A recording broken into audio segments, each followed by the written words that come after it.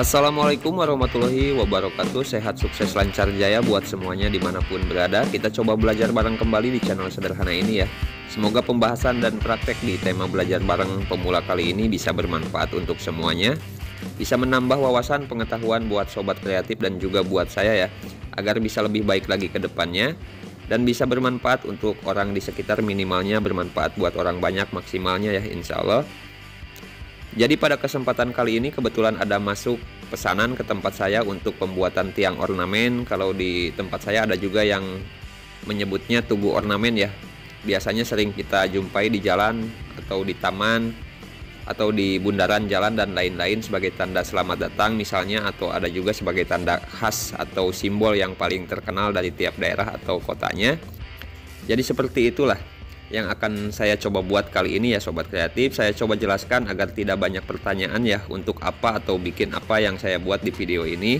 Intinya agar tidak gagal paham ya, karena di ending video tidak saya perlihatkan sampai terpasang ya sobat kreatif, karena kebetulan pesanannya dari saudara kita di Kalimantan, jadi sangat jauh dari tempat saya.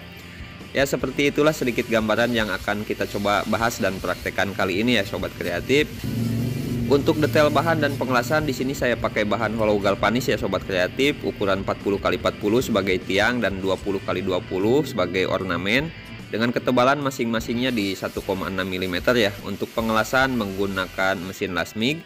Saya akan coba buat seperti gambar dan ukuran yang sudah dikirimkan sama pemesannya seperti ini ya.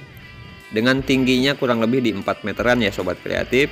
Oke, dan yang akan saya coba bahas dan praktekkan dari sedikit pengetahuan saya di sini, mungkin bukan dari pembuatannya dari awal sampai selesai pada perakitannya ya, karena insya Allah sobat kreatif pasti lebih paham dan bisa menyesuaikan pada tiap pekerjaannya.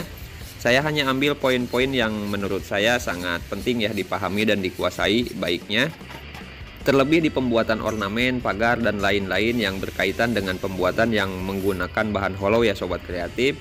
Ini saya tujukan sebagai saringan atau jawaban yang bisa saya berikan pada beberapa komentar yang sudah masuk di channel ini. Terima kasih banyak ya sebelumnya. Oke, kita coba mulai dari pembahasan pertama ya. Untuk pembuatan ornamen dengan bentuk bintang 8 atau rub al-hijj di lambang Islam, yang mana rub berartikan 1/4 dan kata hijjnya yang punya arti kumpulan dalam bahasa Arabnya ya sobat kreatif. Ini saya coba jelaskan biar tidak salah pandangan juga ya, seperti pada video sebelum-sebelumnya yang pernah saya buat di channel ini juga ya, pembuatan ornamen dengan bentuk yang sama. Banyak yang mengira kalau saya buat di video dulu adalah bintang 6 ya sobat kreatif, padahal sama dengan yang saya buat sekarang yaitu bintang 8.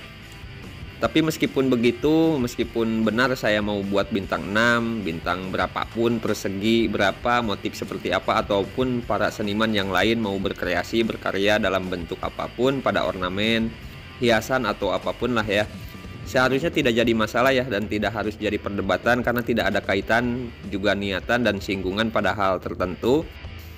Ini hanya seni dan saya sendiri adalah jasa pada bidang seni las. Saya kerjakan apapun selama itu halal, ada di bidang saya dan tidak melanggar hukum ya tentunya. Oke, bisa dipahami ya untuk setiap penempatannya. Jadi kita tidak bisa mengaitkan sesuatu hal di luar bidangnya. Ibarat di karya seni itu akan hilang nilai seninya ya dari pandangan jika kita kaitkan pada hal yang sensitif. Oke, kita coba lanjutkan lagi ya sobat kreatif. Jadi di pembuatan ornamen terkhusus di bintang 8 saya biasanya pakai dua cara ya. Yang pertama, jika pesanannya banyak, lebih dari 5 ornamen misalnya dengan bentuk yang sama, saya akan membuatkan terlebih dahulu gambar persisi dari satu sisi bentuk ornamennya untuk saya jadikan pola atau malan ya pada pembuatan ornamen untuk selanjutnya. Dengan hal-hal yang perlu diperhatikan adalah dari pembuatan detail sudut dari malannya yang harus benar persisi ya sobat kreatif. Untuk dasar dari bintang 8 sendiri adalah gabungan segi 4 sama sisi yang dibuat menyilang dan oktagon atau segi 8 ya sobat kreatif. Jadi kita harus buat dua buah malan derajat potongan karena ada persegi 4-nya dan juga oktagonnya ya. Saya coba kerucutkan kembali satu persatu ya biar bisa lebih dipahami sama semuanya. Yang pertama, kita harus membuat potongan 45 derajat di satu sisi potongannya dengan jarak panjang yang sama. Ini tentunya karena ada gabungan segi 4-nya ya sobat kreatif. Di satu sisinya lagi kita harus buat potongan 67,5 derajat. Kenapa seperti itu ya? Karena ada gabungan oktagonnya atau persegi 8. Seperti yang kita ketahui, untuk persegi 8 sendiri mempunyai sudut 135 derajat. Seperti pada segi 4 sama sisi ya sobat kreatif, yang mempunyai sudut 90 derajat dan potongan adu manisnya harus di setengah dari 90 derajatnya atau 45 derajat. Begitupun untuk yang segi 8-nya, jadi sudut 135 derajatnya kita harus potong kemiringan adu manisnya di 67,5 derajat. Seperti itu ya sobat kreatif. Insya Allah kalau hasil potongannya akurat, hasil dari keseluruhan bentuk ornamennya juga akan akurat juga ya sobat kreatif. Tapi namanya rumus teori dan hitungan, biasanya tidak selalu akurat 100% ya ketika diaplikasikan secara nyata di praktek. Tapi sedikitnya membantu kecepatan langkah ya pada kerjaannya. Untuk ketidakakuratan pada hasil bisa disebabkan dari beberapa faktor ya sobat kreatif. Misalnya dari pemotongan, bisa juga dari penandaan, dari emalan yang dipakai, dan lainnya juga bisa ya. Jadi kalau terjadi selisih sedikit dari hitungan masih harus kita maklumi ya sobat kreatif.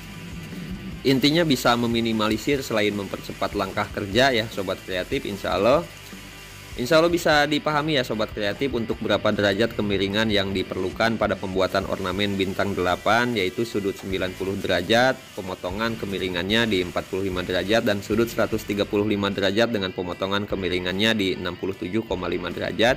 Dengan banyak potongan pada satu ornamennya ada 16 potongan ya sobat kreatif, dengan jarak panjang sama. Oke sobat kreatif, dan barusan untuk pembuatan ornamen bintang 8 dengan jumlah yang banyak ya. Jika pesanannya banyak untuk ornamennya, biasanya saya buat dengan menggunakan malan yang sudah disesuaikan dengan ukuran dan derajatnya ya sobat kreatif. Untuk cara keduanya, jika pembuatan ornamennya hanya satu atau dua yang dibuat ya, kita cukup dengan memperhatikan dari tiap sudutnya saja, terlebih di bagian yang 45 derajatnya dan yang 67,5 derajatnya ya, agar ketika penggabungan tetap akurat. Dan ketika penggabungan keseluruhan tiap sisi ornamennya, buatkan tahanan ya pada bagian lurusnya agar tidak tertarik dengan lasan. Nantinya bisa dengan cara dijepit dengan klemse atau dicantumnya ya sobat kreatif. Semoga bisa dipahami. Oke, kita coba melenceng sedikit ya sobat kreatif untuk selipkan jawaban dari sedikit yang saya paham untuk komentar yang sudah masuk terbanyak. Untuk pertanyaan kenapa ketika pembuatan rangka pintu kanopi sering melintir, tidak lurus, atau kedua permukaan sudut tidak rata ya, seperti itu. Oke, saya coba jelaskan di pembuatan ornamen ini ya, karena sama saja ya sobat kreatif. Jadi kalau kita perhatikan dari bentuk kotak pada hollow, atau kita bisa ukur ya, itu tidak semua persegi ya sobat kreatif atau diagonal. Dan dari keempat sisinya tidak semua ada lengkungannya ya, ada juga yang rata karena sambungan, misalnya dari pertemuan hollownya. Terus bagaimana dengan hollow yang besar yang mempunyai sambungan di tengah, tidak di sisi atau di sudut hollownya, dan mempunyai lengkungan sama pada tiap sudutnya ya? Oke, kita coba jawab nanti ya sobat kreatif. Untuk sekarang saya coba jelaskan jika dapat kasusnya ya. Hollow seperti yang saya pegang punya lengkungan di 3 sisi, di satu sisinya lagi rata ya karena ada sambungan hollownya, dan bentuk perseginya tidak sempurna. Saya biasanya kalau ketemu hollow dengan kasus seperti ini akan mengusahakan untuk agar di penyambungan atau di adu manisnya sesuai pertemuan aslinya ya sobat kreatif.